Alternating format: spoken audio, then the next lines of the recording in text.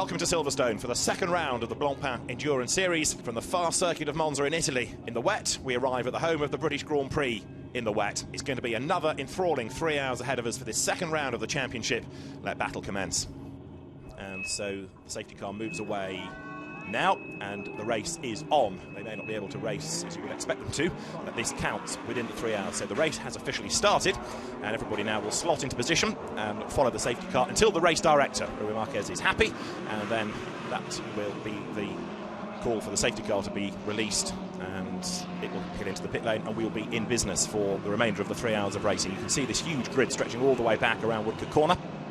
The old pits being used here rather than the new pits near the Silverstone wing, and the cars now working their way in the gloom, in the spray, out of the Beckett's S's. Let's take a look at the grid. It's going to be the 66 BMW alongside Mark VDS Racing's BMW, then the ART McLaren, hooray it is on the grid, alongside the Gulf Racing car, then Mark Sword starting in Audi number 40, and the Matt Bell United Autosports McLaren alongside. Mark Hyatt goes first in number 24, Koen Wouters in number 13. Then you've got Mike Hazelman starting, Jochen Haberts to line up alongside him. Matt Draper in number 60, and Christopher Mies will start in number 1. 14, the driver that goes first, the Mercedes is Mario Rischkes, Jack Gerber alongside in number 50. Then Stefan Lemeray and Jordan Grogart, with the McLaren having had a Rob Bath done time. This again is part of the fascination of this race, the start grid based on the car's best time across the qualifying sessions, but it does not have to be the driver that did the time that goes first. So you'll find some cars suddenly rise up the order at the start because of a different driver in them. You'll find some go backwards because it's the driver in that's slower than the man that did the time, and the car is gridded, if you like, slightly out of sequence. 59 is going to be an interesting car to watch. Started by Andrea Ceccato, Michael Lyons to do the middle stint, and Josh Wakefield, young British driver, having his first outing in this car. He will bring it home. And you saw also there on the caption the number 75 Ferrari way back on the grid, lining up 27th. Mark Henrici will start. Now, Mark Henrici at pains to point out after Monza, where remember he led and then dropped back to 5th by the end, that it wasn't him going slowly because he's a slow driver, far from it. He was having some dramas with the car, not mechanically, that the car had a tear-off windscreen visor, that as the wipers were working constantly through the race, it started to grind away that tear-off, and he could barely see anything out of the front. So going down the straights, he had to move his head around to try and see where the apex for the next corner was and where the braking point was, and he was just having to go slowly, largely because he couldn't see, and that in turn affected his confidence, which made him go fractionally slower, and so it all added up to be a rather disappointing outcome for Mark. He's very keen to fight back this weekend, and having raced in the wet at the Nürburgring 24 Hours a couple of weeks ago, he reckons that he and the Porsche in the wet will get on here, and that's good news because for his stint he's going to find a very wet road indeed. The safety car is going to be in this time. The timing screen now has the legend safety car in at the end of this lap. You can see Frank Kekler then has backed off. He's stacked everybody up, and once he accelerates, he's got to keep accelerating. He can't accelerate and then slow and accelerate and slow, because all that does is make things very dangerous behind him, and the race director will come down on him like a ton of bricks. So the German driver leading the field now then up towards Luffield. He starts to accelerate away. It's a BMW 1-2 in the classification. We've done 2 laps then behind the safety car. The race has therefore counted those 2 laps, but now we go racing proper at Silverstone for round 2 of the Blancpain Endurance Series. There for third is Grégoire de Moustier, but the man to watch, I think, in these opening laps is going to be Rob Bell, right up behind him in the Gulf Racing McLaren, who peels out of the spray to try and have a look at what's going on down towards Copse Corner. Can he get past? No, he can't. He slots back in. There's Mark Sword also trying to defend from Matt Bell, who looked much quicker going through Copse then, as the drivers look for some traction, look for the grip as they go up towards the Beckett's S's. Very fast part of the circuit for the first time. Frank Kekler leads the way, and Matt Bell gains a place then. He works his way past Mark Sword in the Santilot Racing Audi as they go into the Beckett's S's for the first time under proper racing conditions. So that was effectively 10 minutes, if you like, behind the safety car. We've had 3 laps done behind it, and the car's then accelerating onto the Hangar Straight for the first time. There Mike Hazelman's battling with 37, Jochen Haberts. It was being warned for his driving standards earlier on in the weekend, as were quite a lot of drivers for going the wrong side of the white line. Stowe Corner to the inside goes Rob Bell. Is he going to be able to find a way past Grégoire de Moustier? The 2 McLarens absolutely side by side. To the inside goes Bell, and he goes by. That gives him 3rd place. The 2 McLarens running as one, though, as they go down through Vale for the 4th time in the race, the first proper racing lap. But now you can see that Rob Bell has got past de Moustier. He was pulling away a little bit until they got to the braking zone for Club, but now right up behind the white and red ART McLaren is the red, white and blue United Autosports car with Matt Bell, Rob's brother, at the wheel of it. So we've almost got the Bell battle, and a spin there and possibly contact now. Has got a Mark VDS look to it. Is that Hazelman's or is that a different car? Let's see as the camera zooms in. Car trying to rejoin, and that in the middle of the approach to club. He's causing cars to scatter every which way. It was Mike Hazelman's vastly experienced driver, and Mike, I'm afraid, has had a spin that's going to drop the car way, way down. Whether he was tagged into that or whether he just lost it because of the road being so slippery, we'll try to find out. But either way, that car has swapped ends, and look at this, charging around the outside, number 1 Audi, gaining ground there. That's Christopher Mies. Often there's a bit more grip on the very outside, and he's got himself up past Mark Hayek. This is Mark Hayek's view. You're on board in the Lamborghini then as the cars accelerate down now from Aintree onto Wellington Straight, and Rob Bell is absolutely flying. This is for second place then as he tries to displace Marcus Paltela coming into Brooklands. McLaren on the inside of BMW, riding the curb there is Rob Bell, but he can't quite get past the fin. Marcus Paltela doing a good job of defending, but all the time Frank Kechler then is getting away up front as the cars now for second place come nose to tail out of Luffield up towards Woodcote Corner, and Rob Bell in the McLaren goes charging through. Now, to be fair, this car, second at the moment, thanks to a great effort by Rob Bell, is going to drop back when Mike Wainwright drives it. He's just not as quick, not as experienced as Rob Bell is, but while Rob's in the car, it's going to fly. Paltela drops to third then, and the gap between Kechler and Bell is 5 seconds already for the race lead. De Moustier lines up to have a look coming into Abbey, but it's such a quick corner, you've got to be really brave to do it there, and quite understandably Gregoire de Moustier slots back in behind, but the BMW hangs onto the place. Marcus Paltela goes now up towards Village. Is de Moustier close enough to have a go there? I don't think he is, and so the BMW hangs onto the spot for now. Gregoire de Moustier looking for third place. Behind, you've got 22 McLaren in the hands of Matt Bell, and de Moustier has a cheeky look up on the inside, realises it wasn't going to work, slows the car down in time, and contact is avoided. But for now then, Marcus Paltela hangs on to that third place as the cars head down Wellington Straight once more. Gregoire de Moustier, we've not seen too much of at Silverstone in the past, but he's going well, and there's a big yawning gap on the inside for him. Marcus Paltela almost invites him to go by. Doesn't move across and defend, so the McLaren goes through, but goes a little bit deep into the corner. De Moustier gathers it up, finds the clipping point eventually, and comes now through Luffield, and that puts number 12 then up into third place, going very strongly. Frank Kechler still leading the way, and at the moment is the fastest man in the race. He's done the best lap, and of course he's got the visibility. He's got nobody to defend from at the moment, so he's not having to go slower by defending. He can just drive his own race for now. And there, at Village's contact, I'm afraid Mercedes clobbers the Jack Gerber Ferrari by the look of it. Yes, it is. Jack Gerber in car 50 goes backwards. And can he get the car fired up and rejoin the race? So Jack Gerber tagged into a spin. That means the workload for Raffaele Giammaria is going to be even more now. He's going to have to drag that car up the order. And it was one of those Mercedes run by the Black Falcon Racing team that just clipped him. I think I'm right in saying it was the 18 car that got involved heading into Village. Steve Jans starting it. Now, how's the fight between Koen Vertes and Christopher Mies doing? It's still the Mercedes ahead, and this is not helping Christopher Mies now, because in real terms he's losing touch with those cars ahead of him. He's losing touch with the leader because he's in traffic and he can't lap as quickly as Frank Kechler. Making his way then now up to Chapel Curve. Koen Vertes, to be fair to him, is doing a very good job of defending. Now, in terms of lap time, are they getting any closer to Jochen Habets ahead? Yes, they are. Vertes, in fact, did his best lap of the race last time through. So he's being inspired rather now by having that car breathing down his neck. So he's speeding up and is closing on the traffic ahead of him. But that's going to make life even more difficult, because soon Vertes will try and attack for a place, as well as having to defend all at the same time. Car's accelerating up now towards Abbey. Koen Vertes, who was strong across the practice sessions yesterday, who had a change behind, because up into 7th place now has come Daniel Zampieri. Through Farm up towards Village, so all the while we're getting a bit of shuffling within the top 10, and it's Zampieri there, look who's the mover in the pack, because now he comes right up onto the tail of the Mercedes. Behind you've got Jochen Habets, and then number 1, which is Christopher Mies in the Audi, looking for a way through as well. Koen Vertes goes a little bit wide there. The Ferrari almost gets its tail tapped by Jochen Habets' BMW. Zampieri on a tighter line that was a bit slower, in fact, so that almost caught out Jochen Habets as the leaders blast down the Wellington Straight once again, as there Marcus Paltela moves across to the wetter part of the road. A bit early to think about preserving tyres, isn't it? Zampieri dives up the inside, goes really deep into Brooklands. Koen Vertes has to sort himself out there because that Ferrari was coming through. Make no mistake about it. Zampieri then picks up another place. He's now up into the top 6 and absolutely flying is Zampieri. Went really well at Monza. He's rising to the occasion again here through Woodcote.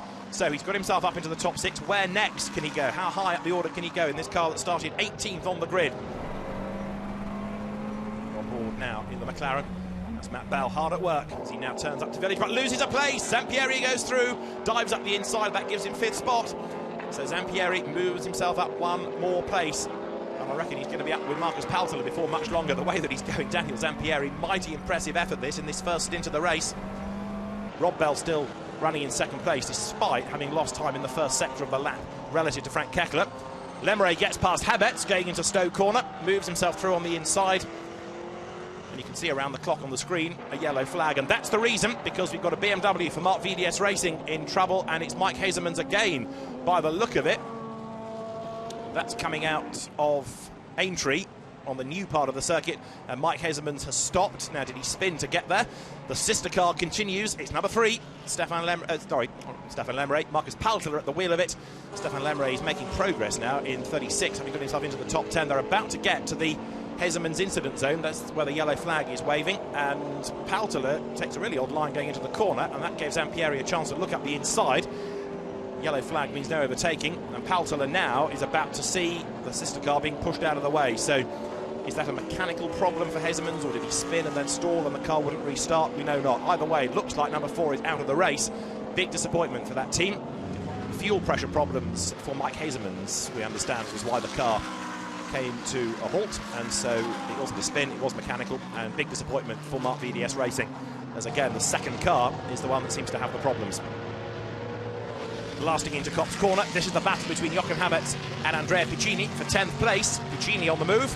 Is he going to be able to work his way now into contention? Let's see. It's a very strong driver combination as well in that car, because with Piccini you've got Lawrence Vanthoor and Edward Sandstrom. The Audi goes through, heading up towards the Beckett's S's. Piccini into the top 10, and off the road goes Habets.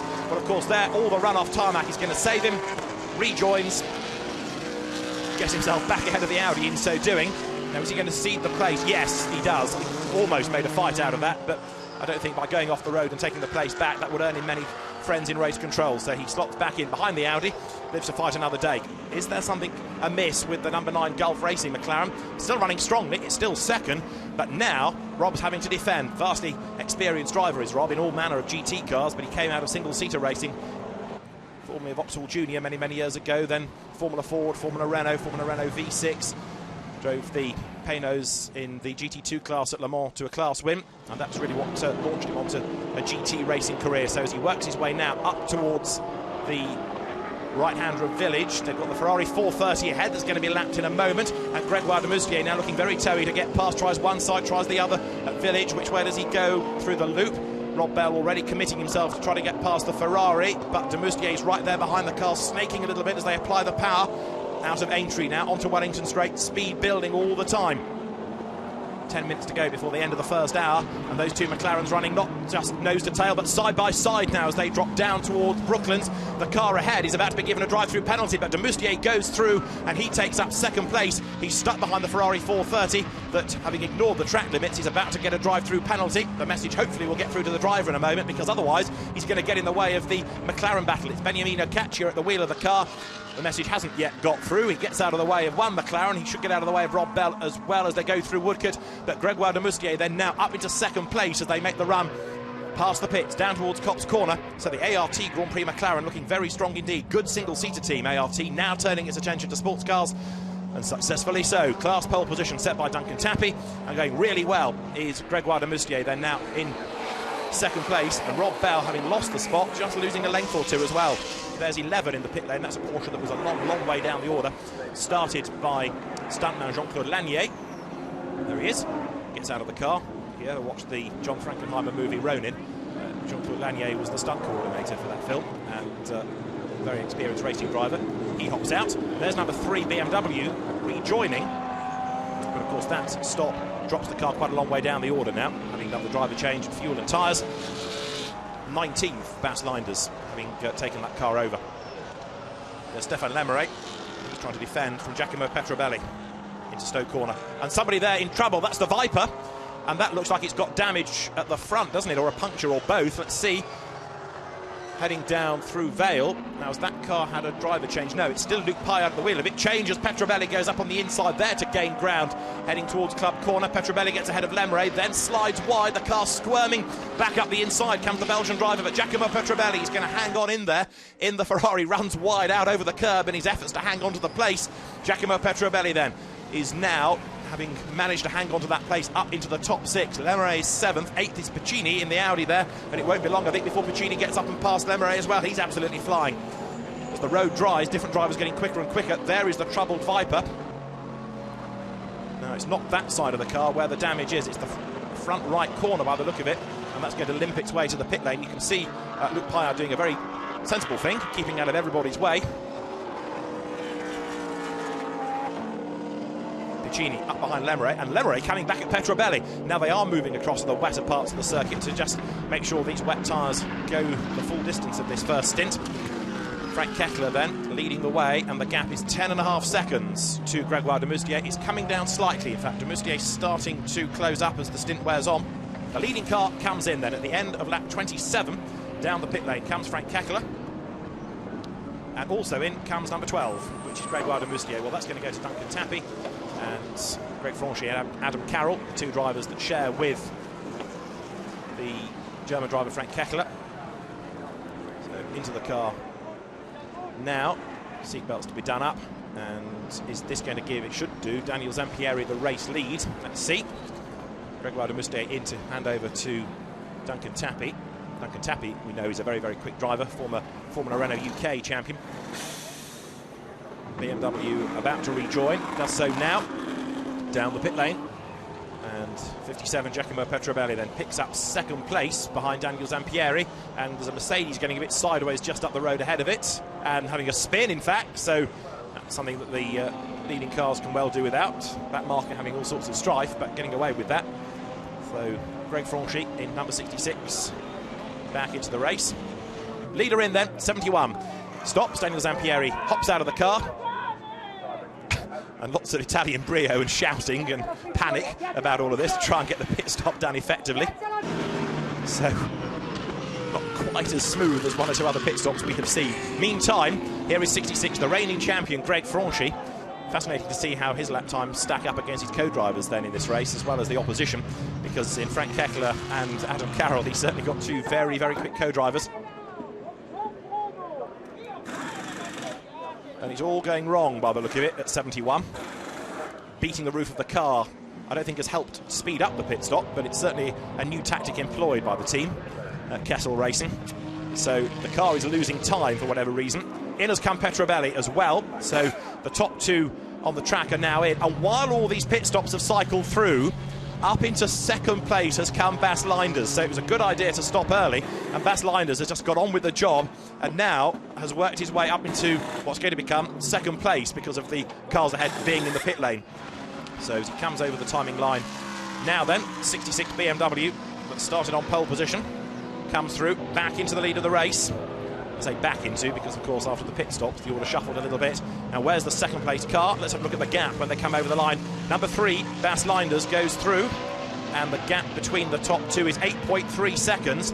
And Bas Leinders is lapping in the 222s, and Greg Franchi, who's much less into his stint, admittedly, is lapping in the 226s. So Bas Leinders is lapping quicker than the race leader. That gap is going to come down and down. So Marc VDS Racing, whisper it, might be already looking at a second win of the season, but I think a lot's going to happen yet in this race, so chickens need not be counted just yet. So 66 leads the way, Greg Franchi from number 3, Bas Leinders BMW. In third place, number 1, Christopher Hasse. In fourth, number 2, Laurens Vanthoor. In fifth place is number 13, Anthony Kumpen. Sixth is number 12, Duncan Tappy. Seventh is the 36 BMW, now Jeffrey Van Hooydonk. In eighth place, 37, which has gone the way of Simon Knapp. In 8th place is 24, still being shown as Mark Hayek. In fact, I think he will have double stinted because it's a two-driver car, that. So Mark Hayek stays behind the wheel. And then in 10th place is 57, still being shown as Giacomo Petrobelli, but often that's another car that doesn't get the transponder in the right position. It certainly didn't at Monza. So try and work out as the race pans out who took over at 57. Jan Mardenborough has taken over 35, and that car currently runs in 11th and 12th. So it was a longish stop, I think, there for David Brabham. 13th is 75, that's the Porsche Xavier Marson now at the wheel of it.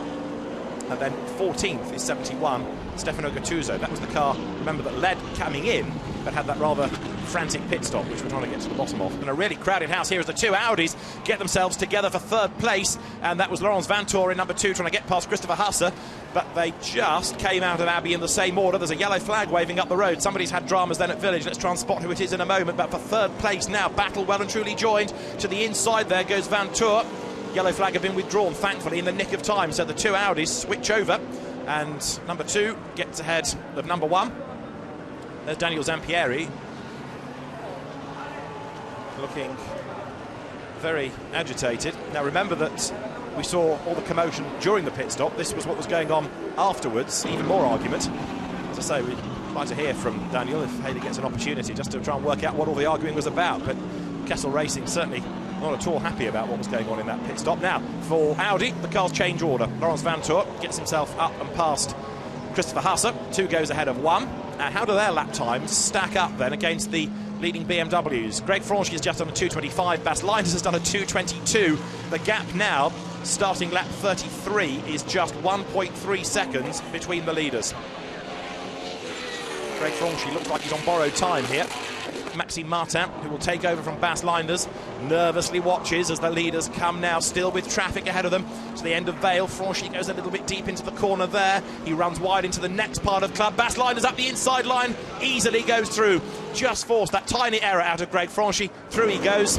Big grin from Bert Langevin, and it's not even his car. His has retired from the race, but it's the sister car that leads. Here comes Franchi, then back on the inside to try to retake the lead. Can he do it? No, but it was a really good effort, that, as they head up towards Abbey. So Greg Franchi has lost the lead, but he's not taking it lying down.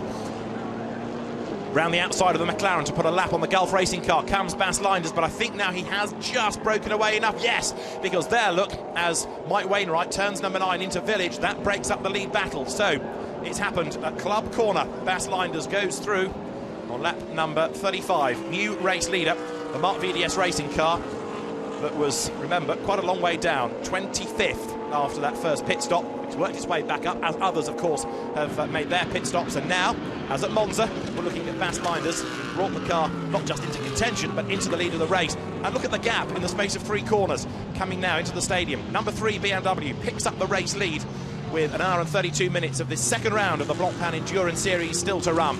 Peter Cox, an update on him. He's up into 8th place now, working his way up the order. 36 is Jeffrey Van Hooydonk, we saw go through. He's now 6th in the BMW, having taken the car over from Stefan Lemeray.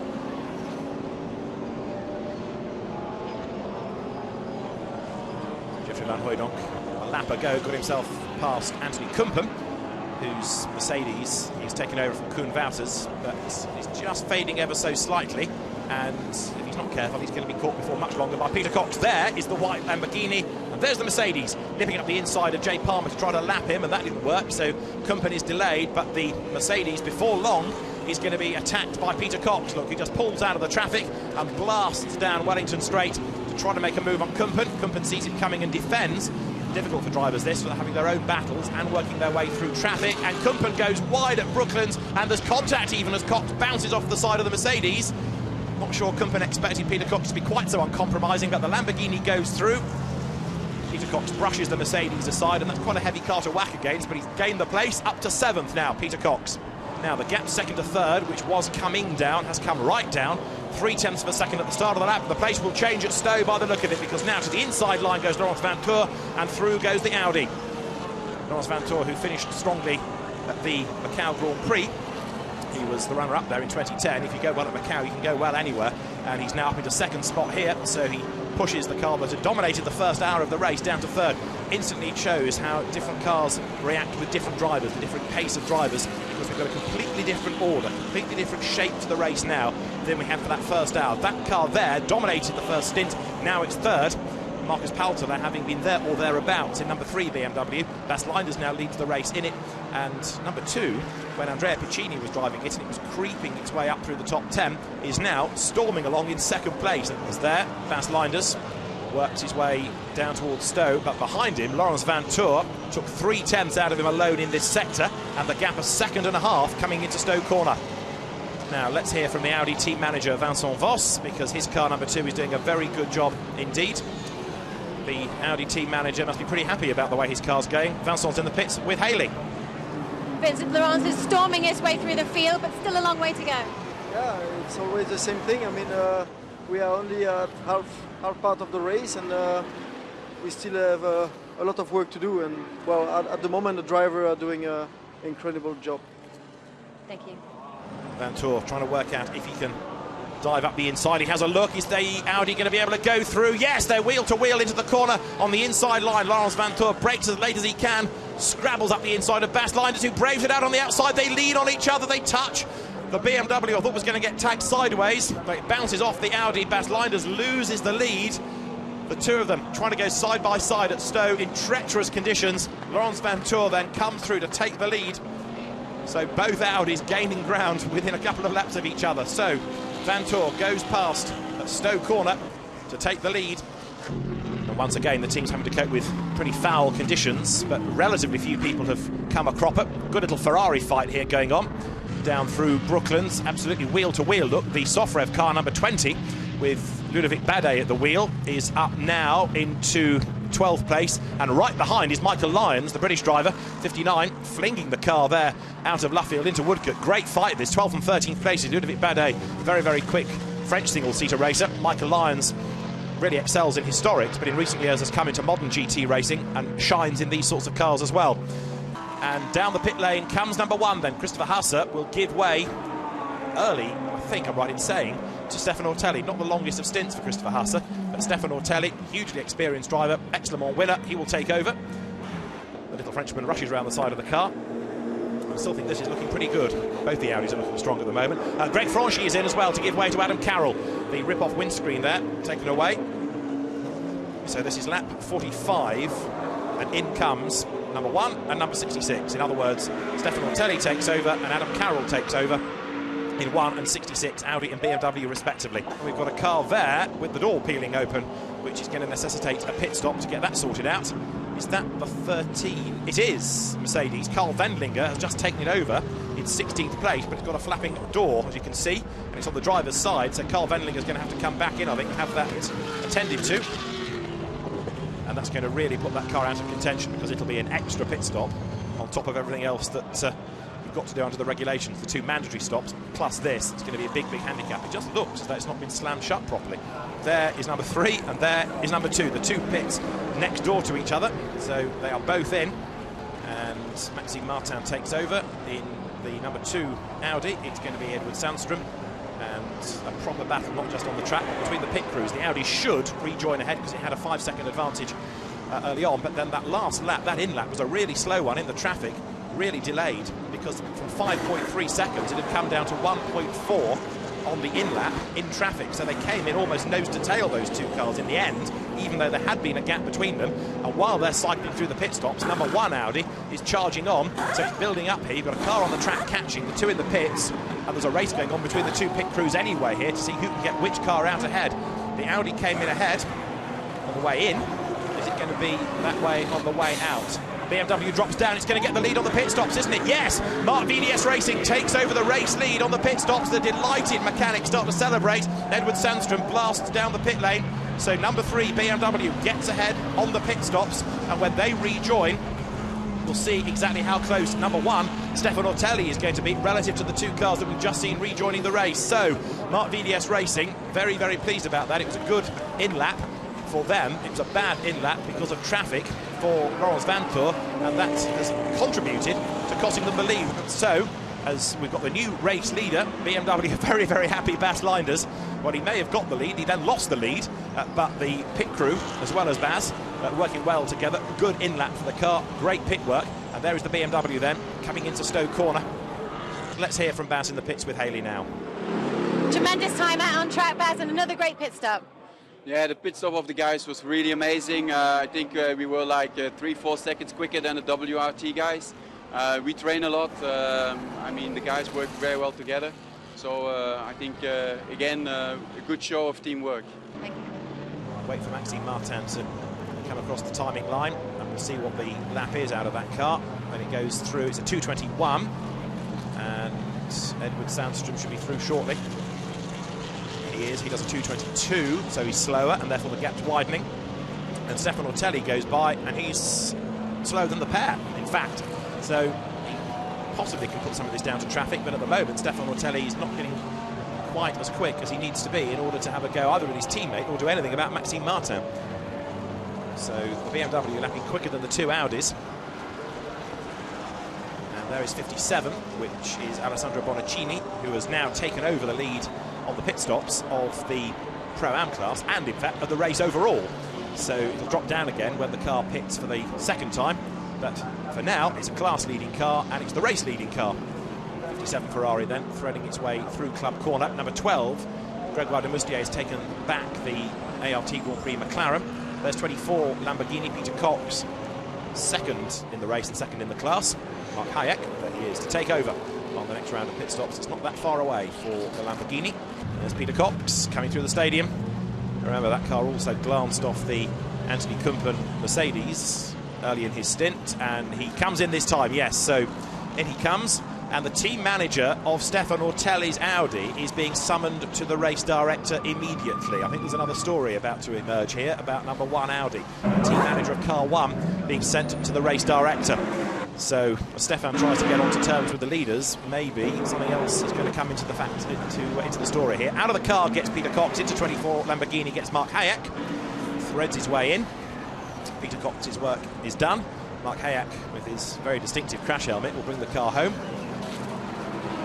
And number 1 is Stefan Ortelli being warned on the timing screen about the track limits. So certainly pushing, maybe pushing too hard as far as the race director is concerned. And there's Adam Carroll then in his first ever GT race in the Vita 4-1 BMW, just ahead on track of number 36, which is now Jeroen Den Boer, who knows these cars much, much better. And Den Boer is about to go past him here and breezes by on the inside, going out to Abbey. So 36 goes through, picks up 8th place on the road. Jeroen Den Boer goes past, and there's nothing seemingly there that Adam Carroll can do to fight back. So Adam, who's now a good 3 or 4 laps, if not more, into his stint, turns his way up towards Village and loses out there as well. 52 Ferrari goes through. It's a lap down, that car, but even so, Adam not being able to repel him. So is he struggling with that BMW? As I say, it's the first time Adam has raced a GT car, but he drove it so well yesterday. Bit of a puzzle, this. The Mark VDS Racing team admittedly one car, retiring early in the race with the fuel pressure problems. Mike Heseman's parking the car, but the number 3 machine looking so strong now, building its lead all the while. Maxime Martin then comes out of Luffield into the pit lane. This time comes Bonaccini to give way to Eugenio Amos. So the real question is where 57 is going to rejoin relative to the class opposition. Now Ludovic Badet, number 20, will take over the lead of the Pro-Am Cup, but he's yet to pit stop as well to put the slower Jean-Luc Bobelic into the car. So the real question for the Vita 4-1 team is where this car rejoins relative to number 24 Mark Hayek, who in fact is ahead now of Gregoire de Moustier. So because of Peter Cox's very good stint, staying out to be in the car against de Moustier and do quicker lap times, Peter Cox has managed to bring Mark Hayek and his Lamborghini very much into contention for Pro-Am Cup honours now. There is Mark Hayek in number 24 Lamborghini, who is about to gain places, look, as they come over the line, because you've got him passing this car in the pit lane, one on the track, one in the pits. Away now goes Eugenio Amos. He drops back behind the Ferrari, so that's going to be a change for the lead of the class, isn't it, in real terms? Mark Hayek takes over the lead of the Pro-Am Cup class now. Now there you can see the comparison of the lap times between the leading car and the second place car, and the gap is just going up and up and up all the time. It was 5 seconds a lap faster than the BMW at one point, and the gap is now 28.4 seconds, and it makes you wonder what's going on at Audi. Haley has managed to find an answer, I think, from Pierre Dieudonné in the pit lane. Haley, let's find out. It's all yours. Pierre, can you tell us why the Audi seem to be losing pace? No, the leading car is Edward Sandstrom, and everything is fine at the moment. And just behind him, or a few seconds behind him, he has the number 1 Audi driven by Stefan Ortelli, and Stefan seems to struggle a little bit with rear grip for whatever reason, but at the moment everything seems okay. Thank you. I think there are people that might argue with Pierre Dieudonné though when he says everything is okay, because it isn't. The cars are slower than the leading BMW, unless when they've looked after the tyres a bit in this stint, they're going to be able to push harder later. Maxime Martin has just done a lap in the 223s, slower than he has been doing, but still quicker than the Audis. And the advantage that he's got is a massive one, because, as I say, he's already long gone over the timing line and yet to arrive at the end of the same lap is number 2 Audi of Edward Sandstrom. So, as far as Pierre Dieudonné is concerned, the cars are okay. Mechanically they might be, but speed-wise, they're just not there, are they, against the Mark VDS Racing BMW. The gap is now 34.3 seconds. And remember, they left the pit lane almost nose to tail, admittedly having lost the lead of the race in the pits, which is something else that the Audi team I don't think are going to be too pleased about. So that was a brave face being put on things by Pierre Dieudonné, I think. 71, Davide Rigon is in 12th place. Remember, this car went well with Daniel Zampieri at the wheel early on in the race, but now It is a long, long way down the order in 12th. And number 12, Grégoire de Moustier, in the number 12 ART McLaren there, trying to work his way past these two lapped cars.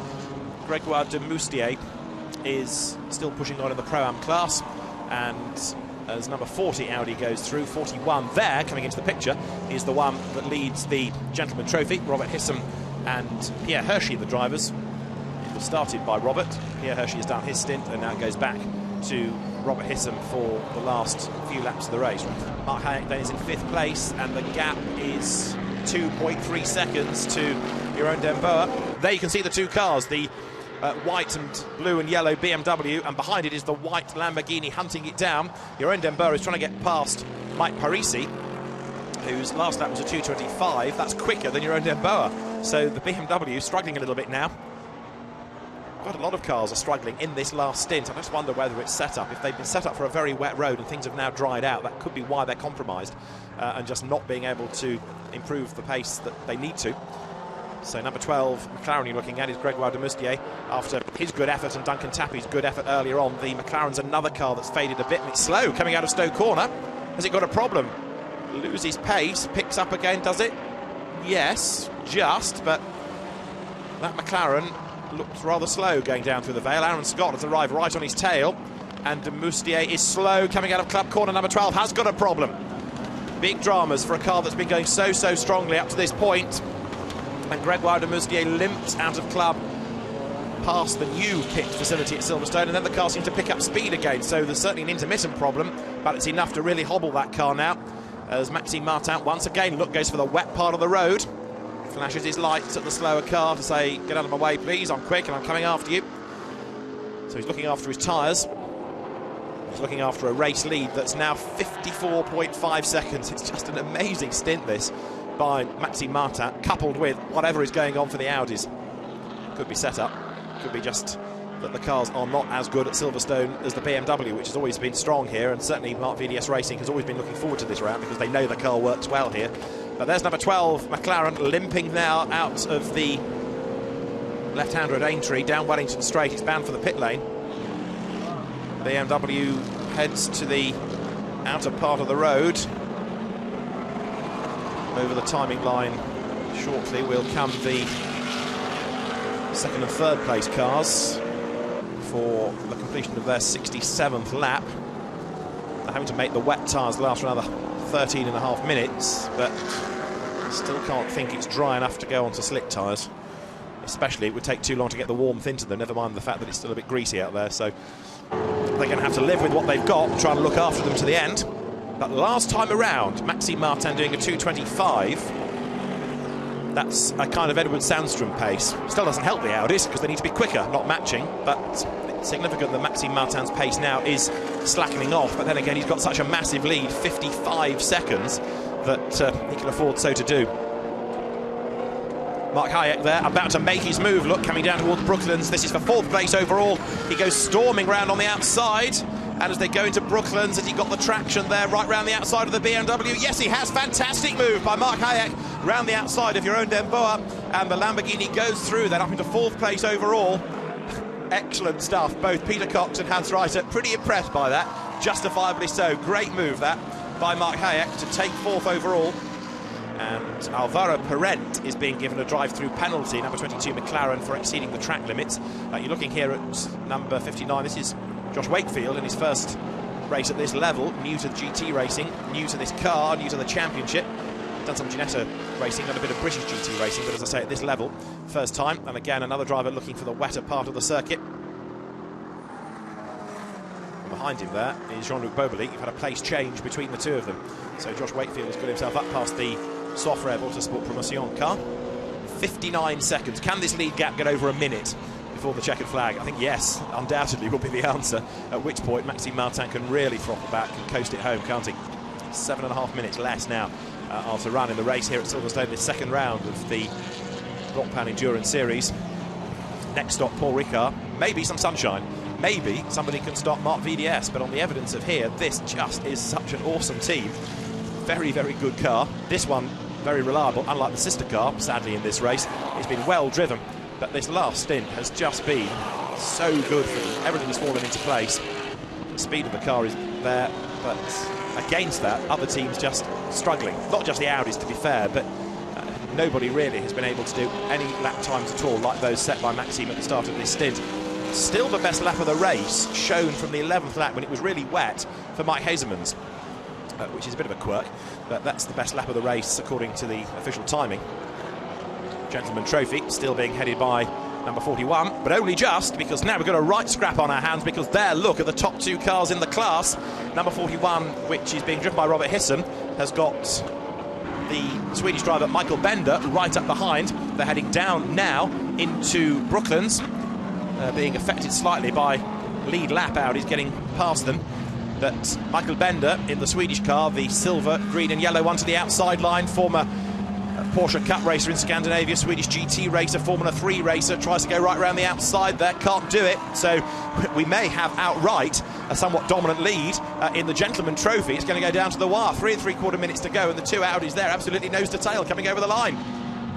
It's just Robert Hisson ahead, but Michael Bender, who has to get out of the way of another quick car there, one of the Ferraris wriggling its way past him, turns out of Cops Corner now. These cars are in 38th and 39th overall, but it's going to go down to the wire between them. This is how GT racing should pan out, with cars scrapping right the way to the end, and still Robert Hisson hangs on in there. So Maxime Martin has gone through the first sector, which is on the Hanger Straight, and looking at the clock into the last minute, race officials on the pit wall, stopwatch in hand, checkered flag in hand, get themselves ready to receive the leading car. There, the Gentleman Trophy now being lapped by a charging Alvaro Parent going up through Beckett's. So Michael Bender has done the catching of 41. He's now alongside. Is this going to be the change? They're side by side at Beckett's, and yes, going through is then Michael Bender, who takes over the lead of the Gentleman Trophy right at the very end of the race there. We've had that change between them, and not only that, but you've got a Pro-Am Cup Ferrari as well splitting them, so that's going to help potentially Michael Bender to build a little bit of a gap then as the cars go towards Stoke Corner. David McDonald, the Scottish driver it is in 38, who was going between them, and Michael Bender lets him go. So we've got then the leading car, 12 seconds on the clock. It's going to be touch and go this.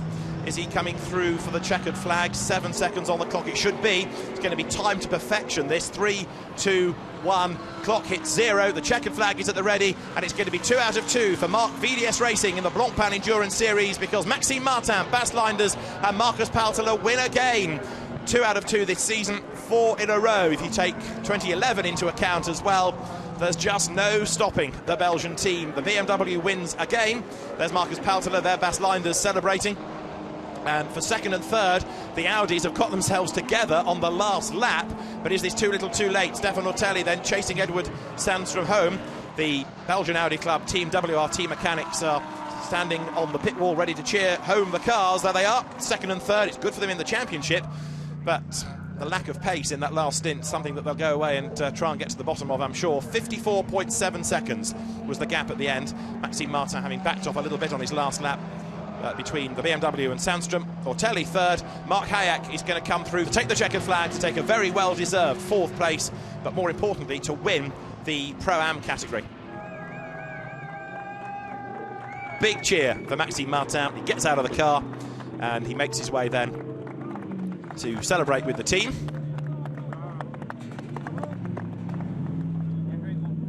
And the engineers have all done a great job.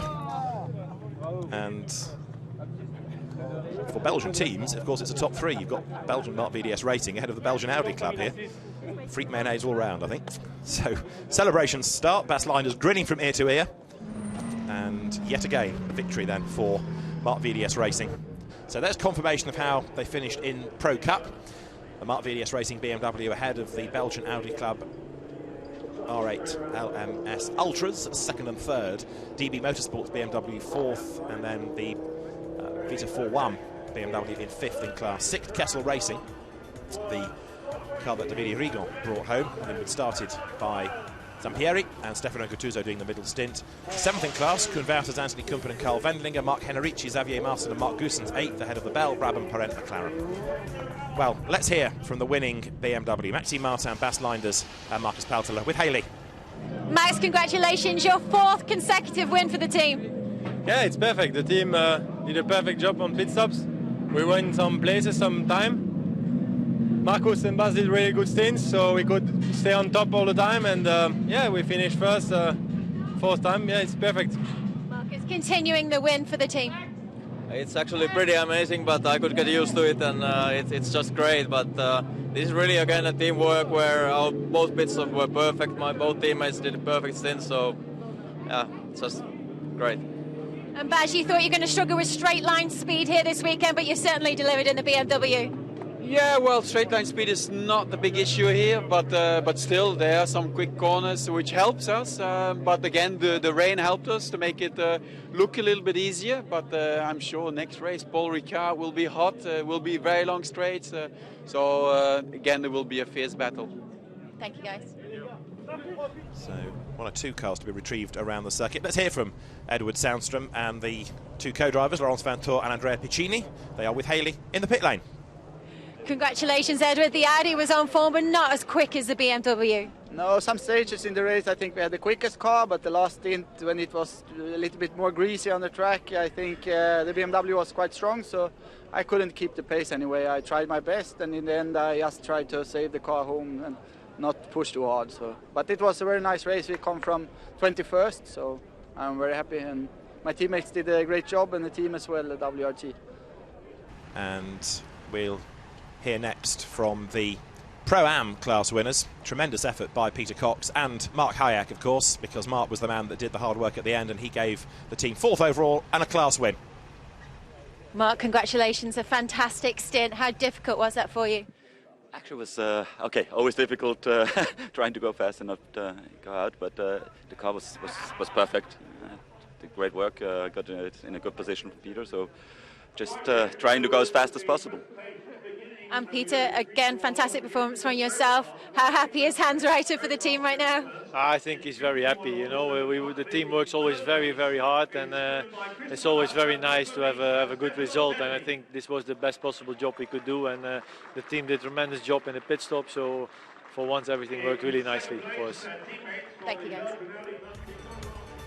In the end, it is the Lamborghini of Reiter Engineering, Mark Hayek and Peter Cox that takes the class from the Ferraris of Amos Bonaccini and Petrobelli, Wakefield, Ceccato and Lyons. Then Sofrev's Ferrari, Boboli, Guillard and Badet, ahead of Gatenio Ardagna, the Venezuelan, with Dan Brown and Giuseppe Ciro.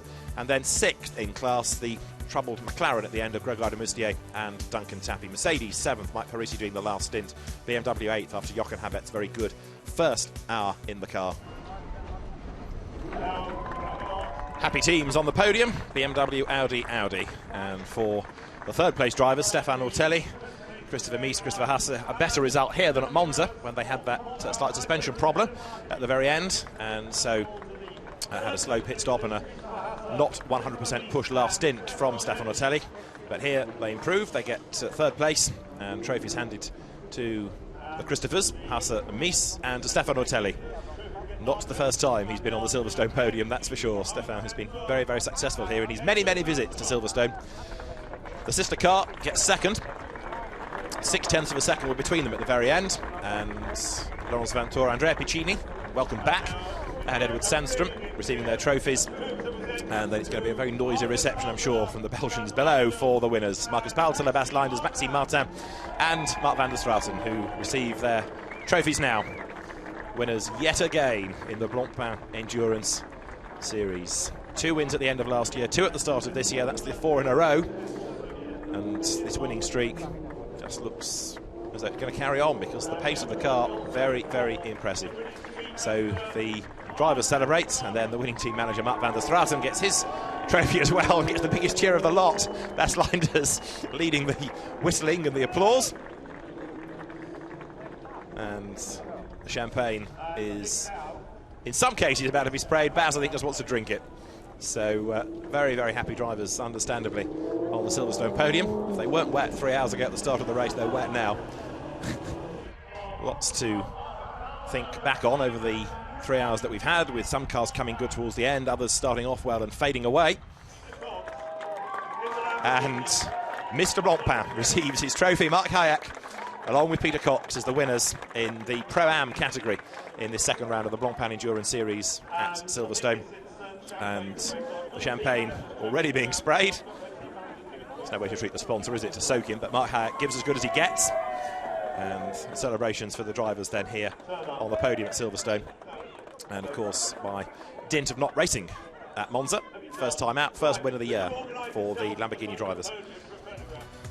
So this is how the Gentleman Trophy looked in the end, with the Dodge Viper being a retirement early on with damage. Michael Bender, Jan Brunstedt, Jocke Mangs, the winners from Robert Hissam and Pierre Hershey, and then Palladino, Andreassi and Caccia come home third in the car that was victorious, as I mentioned, at Monza last time out. So the cars in that order come home as the top three. Delighted drivers all round, and they will make their way now from the podium once, of course, the champagne has gone everywhere and made a soggy podium even wetter.